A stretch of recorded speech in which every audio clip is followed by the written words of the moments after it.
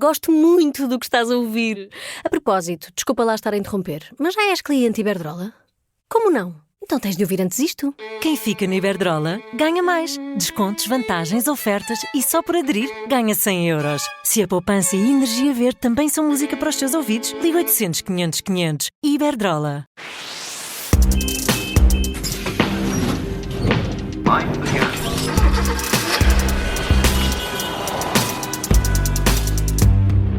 Bem-vindo à Operação Stop. Está com a Rádio Observador no programa em que falamos de automóveis. Eu sou Miguel Cordeiro e comigo já está o Alfredo Lavrador. Alfredo, bem-vindo. Obrigado, Miguel. Hoje vamos falar de autocarros. Um artigo que o Observador... Parece estranho, mas pronto. É verdade, mas temos que falar. Tinha que haver a primeira vez para falar de autocarros. E os autocarros fazem parte do nosso sistema rodoviário e há aqui preocupações para este episódio. Um artigo que o Observador publicou recentemente causou alguma agitação no mercado ao revelar que a Noruega foi surpreendida pelo facto dos autocarros de transporte público que adquiriu a um construtor chinês envia, no maior segredo, podemos dizer assim, todo o tipo de informação para a China e até permite remotamente que sejam impedidos esses autocarros de se movimentar. O que é que aconteceu? Isto, nós podíamos dizer que é ficção científica, mas já estamos a viver no futuro, não é? Exatamente. Não, isto não tem nada de ficção científica. E nem de futuro, acontece hoje. Deixa-me só fazer aqui um preâmbulo. Hoje em dia, todos os carros novos, e isto nem sequer é um caso de ciberataque, atenção, isto é apenas um caso de um acesso permitido a um controle à distância de um determinado veículo, mas só para recordar aos nossos leitores, o nosso ouvinte, desculpa, que a União Europeia obriga a todos os carros que são vendidos nos países da União a passarem por um teste de defesa contra ciberataques. Parece assim estranho, parece assim como tu dizes, muito bem, assim meio futurista, mas é uma realidade, porque a partir do momento em que os carros têm aceleradores eletrónicos, já não por cabo, direções eletrónicas, já não por cabo, já não por pinhão e cremalheira, ou seja, já não físicas, travões também por cabo elétrico, um fiozinho, ou uma informação via net, e não por um cabo de travão ou que aciona uma bomba hidráulica que depois aplica travão, a pressão nos travões de disco das rodas. A partir do momento em que isto é tudo eletrónico, começa a ser muito complicado impedir de que os carros sejam controlados por terceiros. E esse terceiro pode pegar no teu carro e pedir que tu deves estar de frente no autocarro que vem contra ti. O que é um bocado aborrecido. E então, por isso mesmo, a União Europeia implementou testes contra ciberataques e há uma série de carros que já foram anunciados, já foram impedidos, anunciaram já que vão ser impedidos de ser comercializados, e digo-te 2 ou 3 exemplos, por exemplo, de uma marca só, não é a única marca, atenção, mas esta, como é uma marca com bastante notoriedade, chama a atenção.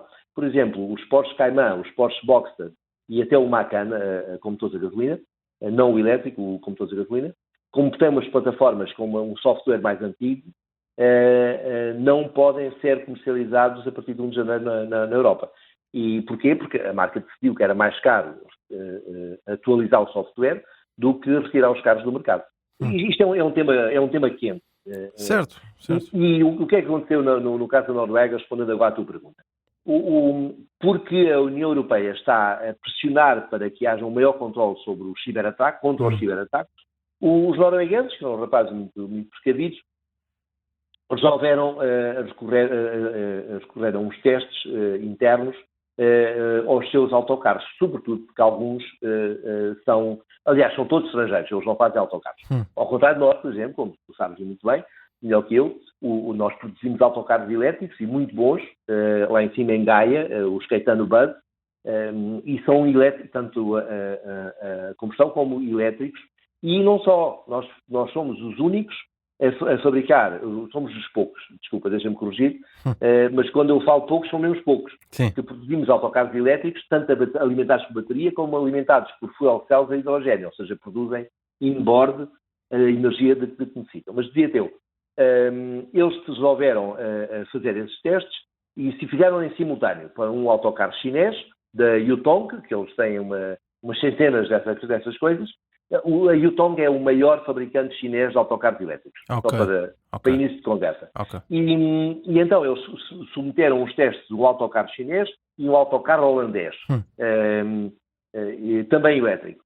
E detectaram uma coisa estranhíssima, que eu não fazia ideia, que o autocarro chinês tinha um chip, um cartão SIM, igualzinho àquele que tu tens no teu telemóvel e os nossos ouvintes têm nos deles, que permitia comunicar com a China e receber ordens da China para, inclusivamente, parar, por exemplo.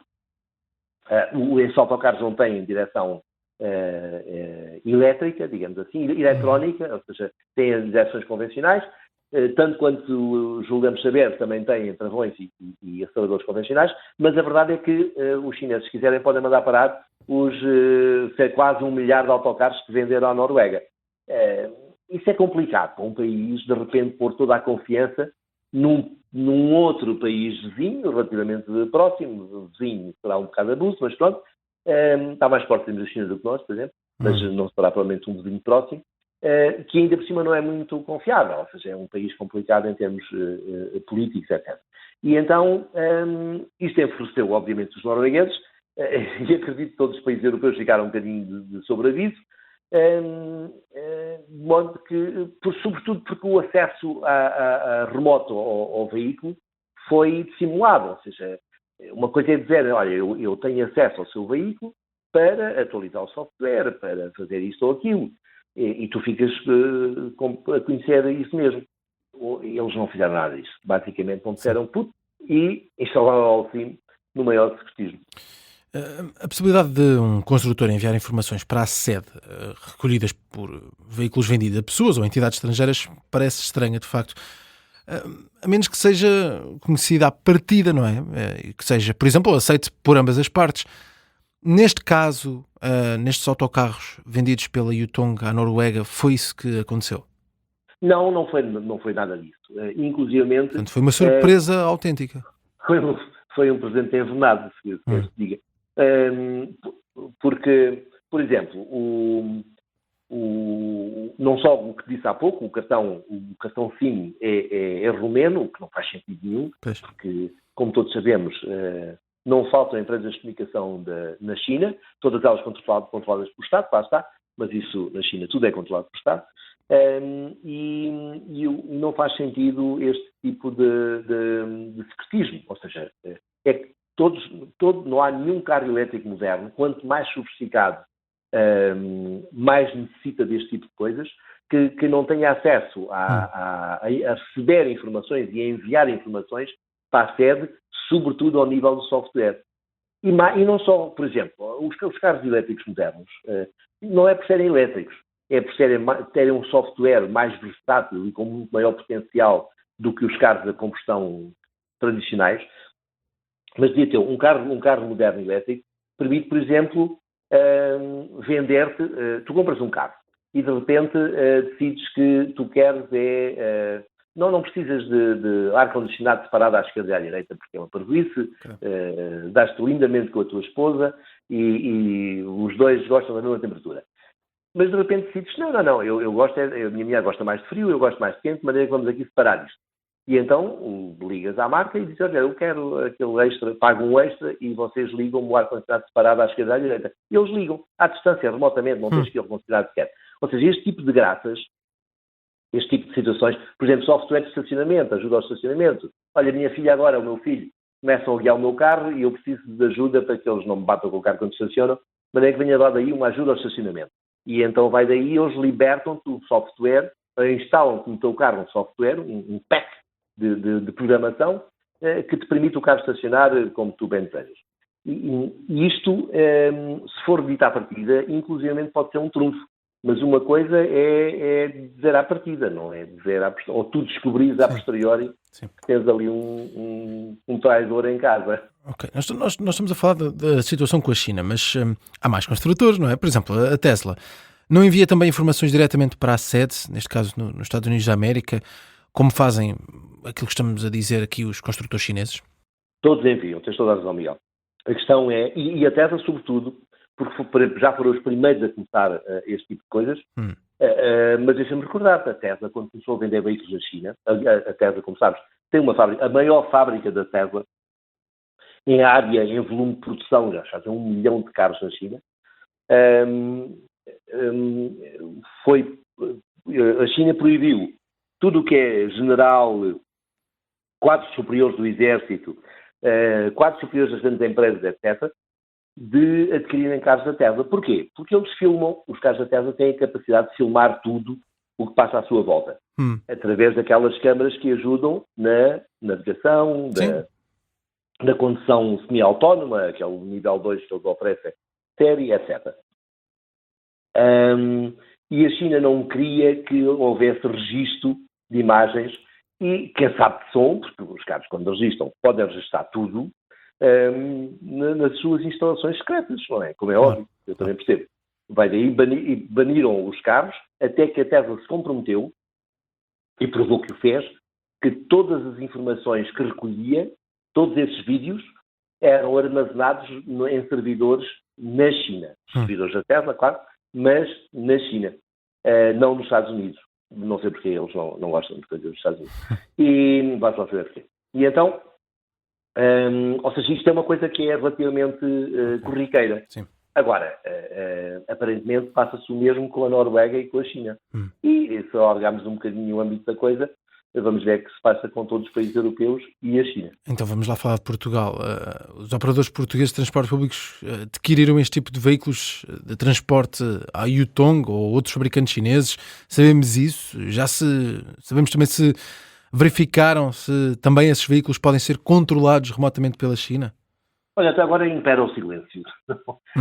Sabe-se, porque figuram nas listas da União Europeia, como Portugal figura nas listas da União Europeia como um país que adquiriu veículos pesados elétricos de passageiros à Yutong, à China, e especificamente à Yutong.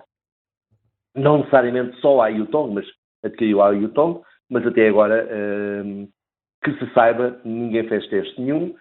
Não sei se estarão preocupados com o assunto, mas acho que deviam estar. Agora, há autocarros, como disse logo no arranque da peça, a Yutong é o maior fabricante de autocarros elétricos chineses e logo está presente em toda a Europa, em vários países do mundo e também em Portugal. Então, voltemos à situação na Noruega, como é que isso ficou? Qual é atualmente a situação dessas comunicações secretas com a China, dos autocarros noruegueses? Qual é que foi a solução, se é que houve alguma, encontrada pelo governo escandinavo? Miguel, vais-te rir, porque a solução não podia ser mais ridiculamente simples. É encostar os autocarros à boxe, não é? Não, que eles precisam de autocarros. As pessoas têm que ir trabalhar, são os planos muito dedicados ao trabalho. E puseram autocolantes à frente das câmaras? Não, negativo. Calcula tu que resolveram aquilo. Eu não sei, eu acho que nem com custo nenhum. Eu ia dizer 1 cêntimo, mas nem 1 cêntimo foi. Pura e simplesmente retiraram o chip. Retiraram o cartão SIM. Okay. Ou seja, o autocarro anda muito bem, graças a Deus, mas sem o cartão SIM. E, obviamente, estão a dialogar com a China para ver como é que resolvem aquilo.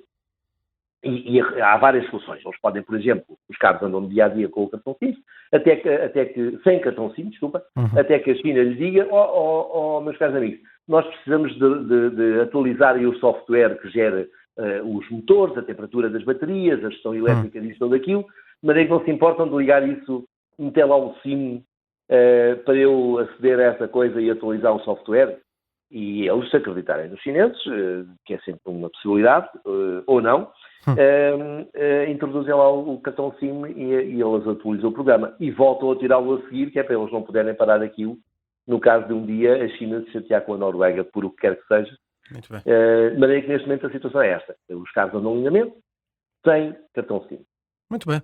Olha, saiu barato e foi rápido, aparentemente. Se a solução passar por aí, se ficar resolvido, não me parece propriamente um problema, mas será certamente para acompanhar e perceber que próximos desenvolvimentos têm este caso e também perceber que impacto é que pode ter ou não em Portugal nos autocarros da Yutong que já estão em Portugal. Exatamente. Esta operação stop está feita, Alfredo. Voltamos a falar para a próxima semana. Um abraço. Abraço.